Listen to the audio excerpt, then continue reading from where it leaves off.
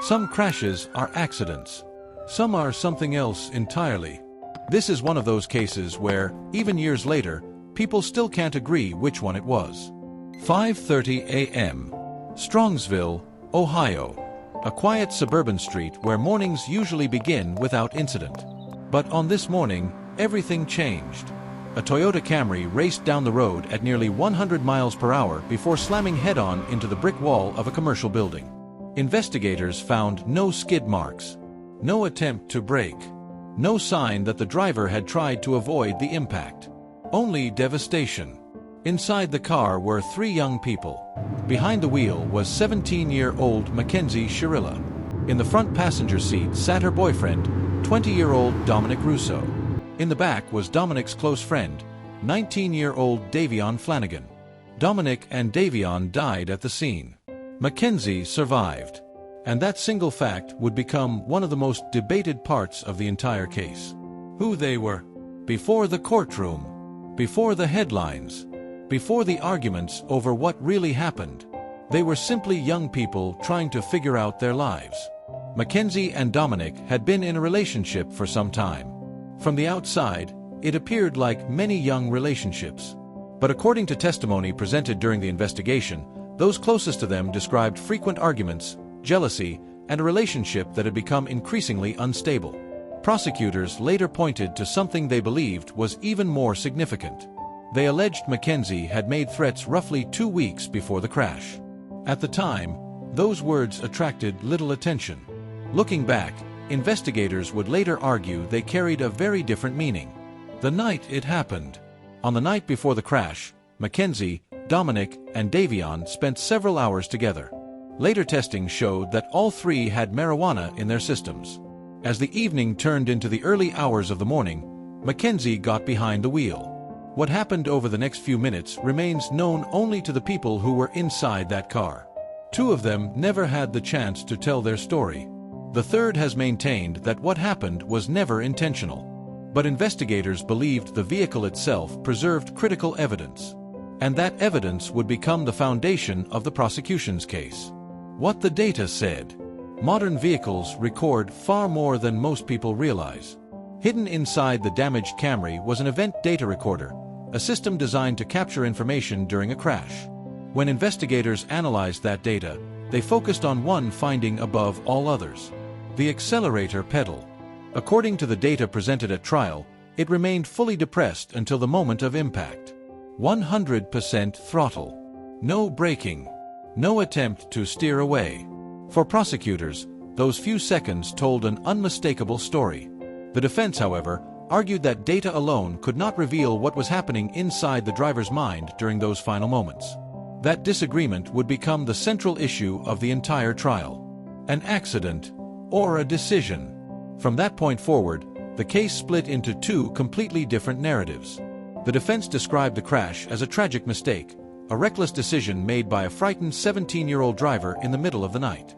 Nothing more. Prosecutors saw something entirely different. They argued the evidence showed intent. That Mackenzie deliberately accelerated toward the building. That the collision was not the result of panic or inexperience, but a conscious decision. 2 explanations. The same evidence. Only one verdict. And it would ultimately be up to a jury to decide which version they believed. The trial.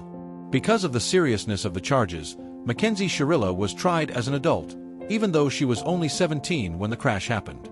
Over the course of the trial, prosecutors carefully built their case. They pointed to the troubled relationship, the alleged threats made before the crash, and, above all, the vehicle's event data. Again and again, they returned to the same conclusion. The accelerator remained fully pressed until the moment of impact. To prosecutors, that wasn't simply evidence. It was proof of intent. The defense strongly disagreed. They argued there was no direct evidence showing Mackenzie's state of mind in those final seconds, and insisted the crash was a tragic accident, not an intentional act. After weeks of testimony, expert analysis, and closing arguments, the case was placed in the hands of the jury. The verdict. In August 2023, the jury returned its decision. Guilty. On every count. 4 counts of murder. 4 counts of felonious assault. 2 counts of aggravated vehicular homicide. As the verdict was read, Mackenzie, now 19 years old, broke down inside the courtroom. The judge later made her position unmistakably clear. In her view, this was not an accident. It was murder. The sentence. 1 week later, Mackenzie returned to the courtroom. This time, there would be no arguments about guilt. Only the question of punishment. The court sentenced her to 2 concurrent terms of 15 years to life, making her first opportunity for parole 15 years into her sentence. For Dominic Russo's and Davion Flanagan families, the sentencing brought accountability, but not closure. During victim impact statements, Dominic's family spoke about the loss that continues to shape their lives. One relative expressed what many believed had happened that morning. She had a mission that night, and the mission was death. The words echoed far beyond the courtroom and became one of the most memorable moments associated with the case. The fight continues. For most criminal cases, a guilty verdict marks the end. For this one, it did not. Mackenzie's legal team appealed the conviction, arguing that errors had been made during the trial. The case was reviewed by Ohio's 8th District Court of Appeals. The court upheld every part of the conviction. A later attempt to obtain post-conviction relief was dismissed after being filed 1 day past the legal deadline. Then, in June 2026, the Ohio Supreme Court declined to hear the case. Legally, the appeals process had reached its end. But public interest in the case was only beginning to grow. The documentary. In 2026, Netflix released a documentary titled The Crash. Within days, it became the platform's #1 title, introducing millions of viewers to a case many had never heard before. For Dominic Russo's sister, Christine, the documentary reopened wounds that had never truly healed. She spoke publicly about the pain of watching her brother's death become the subject of a documentary viewed by millions, while her family continued to live with that loss every single day. Where things stand now. Mackenzie Shirilla remains behind bars today, her earliest shot at parole still years away. Her parents continue to stand by her publicly, insisting what happened that morning was never intentional. Meanwhile, 2 families continue to live with an empty seat at the table. Dominic Russo, Davion Flanagan. 2 names, 2 lives, ended in a matter of seconds on a street that was supposed to be quiet. So what really happened in the front seat of that car, in those final few seconds before impact? Maybe only one person will ever really know. If this story stayed with you, like and subscribe for more real crime stories.